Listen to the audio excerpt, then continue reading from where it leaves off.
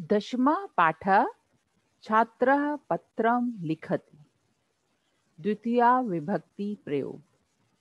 पिछले पाठ में आपने प्रथमा विभक्ति का प्रयोग सीखा था।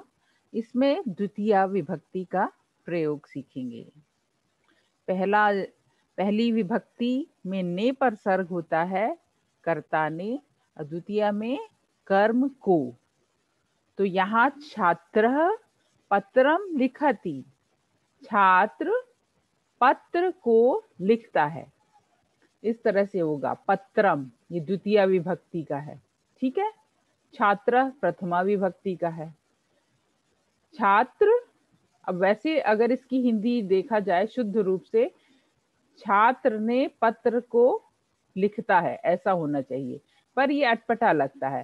तो इसलिए हम जब बोलते हैं तो जो परसर्ग है, कारक चिन्ह, कभी कभी उसको बोलते हैं, कभी कभी वो छुपा रहता है, पर वास्तव में इसका अर्थ है कर्ता ने, यहाँ पे छात्र ने पत्र को। ठीक है, तो छात्रा ये प्रथमा विभक्ति था, आपने पिछले में सीखा भी था, बालकः बालिकाः बालिकाः। तो अब दूसरे में है पत्रम, द्वितीय विभक्ति का है पत्रम, बालकम। ठीक है, तो इसका जो है विभक्ति होगी को। तो इसको हम इस पाठ में पढ़ेंगे। छात्रः किम लिखति, विद्यार्थी क्या लिखता है। छात्रः पत्रम लिखति, विद्यार्थी पत्र लिखता है। तो यहाँ पे द्वितीय विभक्ति पत्र हुई, पत्रम। बालिका किम खादति, लड़की क्या खाती है। बालिका फलम खादति, लड़की फल खाती है। इसमें द्वितीय विभक्ति कौन सा है, फलम, फल को खाती है ना द्वितीय विभक्ति। प्रथमा विभक्ति बालिका। और यहाँ पे जो क्रिया लगी है वो कर्म के अनुसार नहीं होती। आपने पढ़ा होगा हिंदी में, कर्म कर्ता होता है, कर्म होता है, फिर क्रिया। तो यहाँ ये कर्ता, कर्म और क्रिया है। तो जो क्रिया है हमेशा कर्ता के अनुसार। तो बालिका खादती, लड़की खाती है क्या, फल। फल कर्म है और ये कर्म जो है यहाँ पे द्वितीय विभक्ति का है। अम्बा किम करोति, माँ माता क्या करती हैं। अम्बा भोजनम पचती, माता भोजन पकाती हैं। इस वाक्य में कौन सा द्वितीय विभक्ति का शब्द है, भोजनम, और प्रथमा विभक्ति का अम्बा, और पचती क्रिया है, यहाँ पे करोति क्रिया है।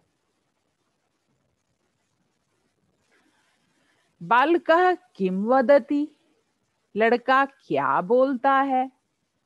सह श्लोकम वदति, वह श्लोक बोलता है। तो इस वाक्य में कौन सा होगा द्वितीय विभक्ति का शब्द, श्लोकम, श्लोक को बोलता है ना, श्लोकम। और सह पुरुष सर्वनाम है, प्रथम पुरुष एक वचन।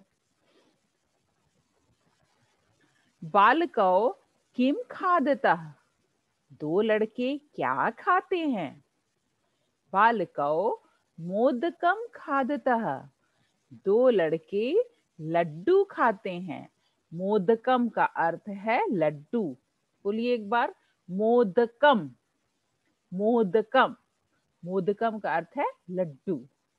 तो यहाँ पे द्वितीय विभक्ति क्या है, मोदकम, लड्डू को।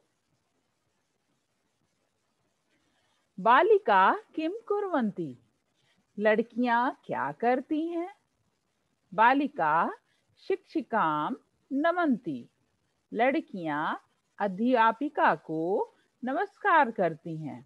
अब इस वाक्य में कौन सा द्वितीय विभक्ति का है शब्द, शिक्षिकाम, शिक्षिका को करती है ना, तो यहाँ कर्म शिक्षिका हुआ, शिक्षिका को, तो द्वितीय विभक्ति शिक्षिका हुई। बालकः किम पश्यति, लड़का क्या देखता है?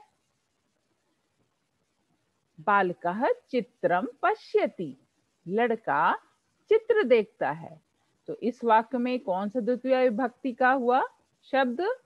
चित्रम।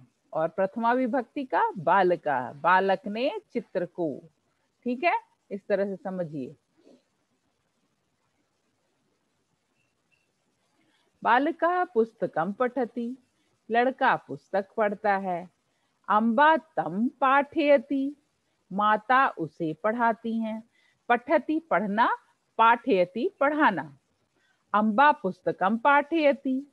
माता पुस्तक पढ़ाती हैं। अब इन वाक्यों में कौन सी द्वितीय विभक्ति के हैं? पहले चलिए प्रथमा विभक्ति। तो बालका, बालक ने। अम्बा, माँ ने। अम्बा, माँ ने। तो ये तो हो गए तीनों प्रथमा विभक्ति के।